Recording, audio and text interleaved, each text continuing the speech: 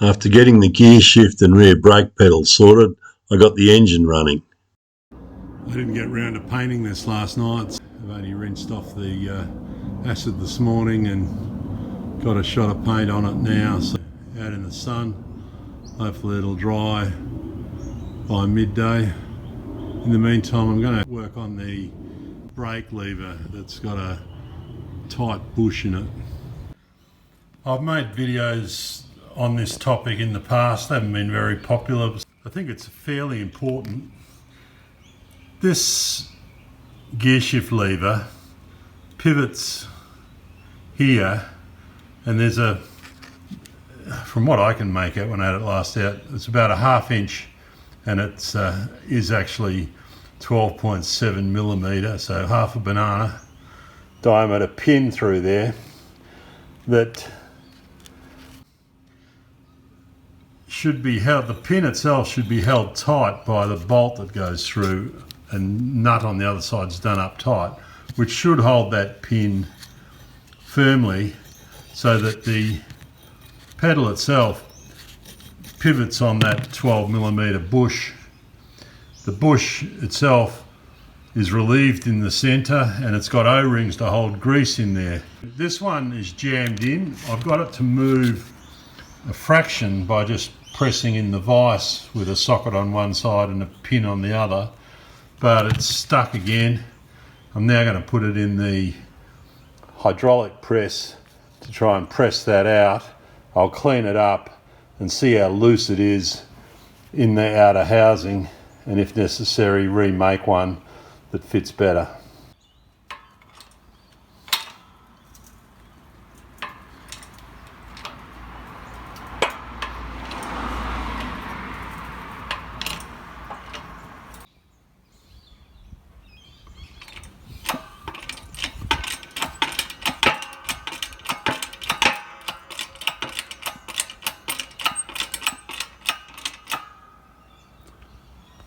So that's the pin pressed out. You can see it's relieved in the middle, and it's got O-rings at either end. So this part should be packed with grease, a large pivot for the pedal, rather than the pedal ends up riding just on a 6 millimetre pin, ends up flogging around as it wears too much. This one doesn't appear to be egg-shaped like others. The last one I restored. I think I can clean out that hole and maybe a little bit of emery or something, get that to fit again. Certainly a little bit of lubrication, new O-rings, and we'll be back in business. Well, I've just basically wiped that with a rag, put a bit of oil on it, taken the old O-rings off, bit of oil in the hole there, ran a rag through it, wiped out whatever crap was left, and now that pin fits in that hole. Is a snug fit. It's obviously relieved in the middle, so that's going right in, no problem, and it fits like it should. I'm going to find some O-rings for it. As Ralphie says, a bit of lube separates us from the animals. So I've got this gear lever clamped in the vise on this end. This part here should be up vertical, so it's currently laying over this way. It needs to come up. I'm going to apply some heat around here and use the shifting spanner there to straighten that up. You can see that angle is not perpendicular to that shaft. I think it needs to be. And then let's see what that does to the rest of the bend in the pedal after that. Well, that's sort of my first attempt at straightening this pedal. This section here is now parallel, perpendicular to the axle shaft, and the foot pedal is parallel to the axle shaft. I'm not so sure about the offset and whether I've built in too many compound kinks there. I'll see what that looks like on the bike. I can always have another go. I've just polished up some M8 original bolts that were just very rusty. The zinc plating comes back and they look quite good. I'm looking for 4 to bolt that footrest down. All of these were the same size that I'd removed from the bike, probably some from the rack. Front rack uses this size, I believe. There were 3 that I didn't like. That one had a quite corroded head. This one had a damaged thread, and that one had a damaged thread. 3 out of 4, 5, 6, 7, 8, 9, 10, 11 bolts that size seemed okay. This is the foot brake lever. It's got a bent tab on it there and a bent stop screw.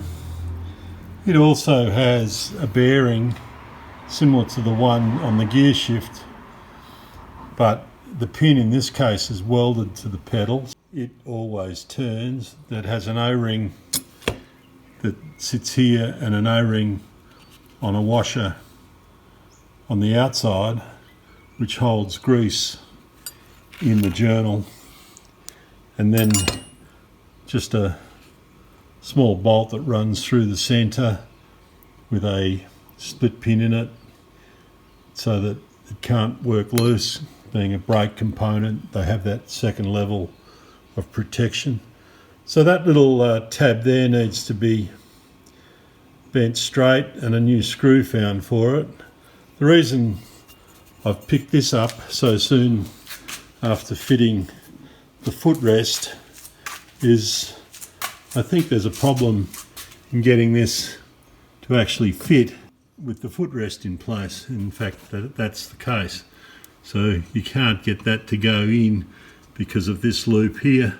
Although I've just bolted that footrest in place, I'm going to unbolt it now and clean up this brake pedal, straighten that out so that I can have that at least sitting in there before I bolt the footrest down.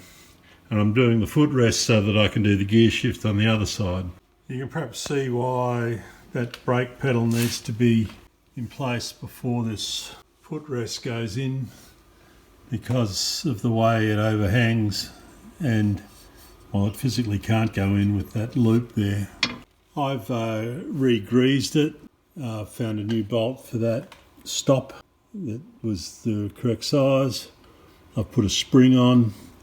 I've got the cotter pin in the back of the bolt there to stop it falling out. There's a lock nut ahead of that and then a cotter pin. So that pedal works nice. So while I was doing that, I thought, well, it's only a matter of putting a pin in and I'm connecting the handbrake lever to the rear there. You see the handbrake lever, that slot allows the pedal to move without the handbrake lever. You don't want the handbrake lever moving every time you just put your foot on the brake. The handbrake needs to operate, and that's me pulling the left hand brake lever and it's operating the pedal. So all of that's working, and I've got the bolts now in this footrest so I can go back to the gear shift, which is where I started this morning. Before I fit that cable to this pedal, now that that bearing surface has been cleaned out, new O-rings, new grease, there is absolutely no sideways play in this pedal at all, which is absolutely perfect. On my 94 bike, that bore through there was wallowed out over 1 millimetre, so that it started at 12.7 millimetre bore. I opened it out to 13. You could still see the egg shape in it. Opened it out to 13.5. You could still see the egg shape. And then I reamed out to 14 before it started to look like it was round. Then I had to make up a new centre bearing sleeve at 14 millimetres instead of 12.7.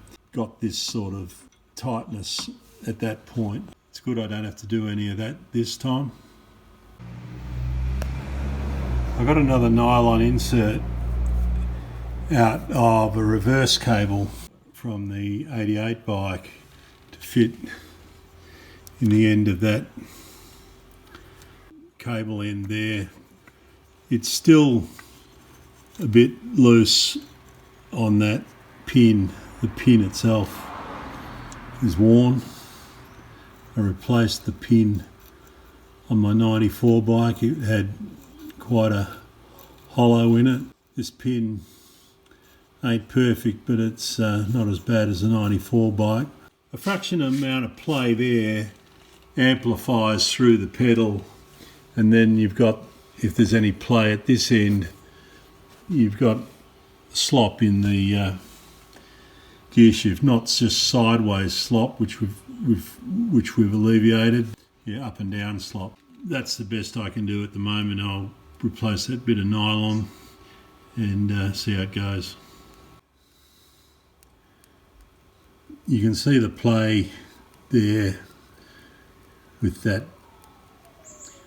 improved nylon bush, but the pin itself has got that much elongation in it, and it's not about making a tighter bush for it. The pin itself would need to be replaced in this arm, and it's effectively welded in, new pin made up and welded in. There's bugger all happening at the other end. Nothing detectable at the other end, so that's got to be a far improvement on what it was, because all the play was coming from this hinge point bearing where the whole thing was turning on the 6mm bolt. That's a piece of front exhaust pipe there. I didn't think this was possible, but I thought I'd try it. I'm doing it even one-handed. That pipe will find its way down in there, a bit of pushing and shoving, right down under the cylinder head and back to there. Because I can do that, I'm going to connect that on and set the muffler in place and see whether I can get the engine to start, just for the hell of it, before I do any more. My 20-year-old air compressor has sprung a leak in the bottom of the tank. Time for a new, quieter one. That is a close-up of the position of the transfer case lever in relation to the spline.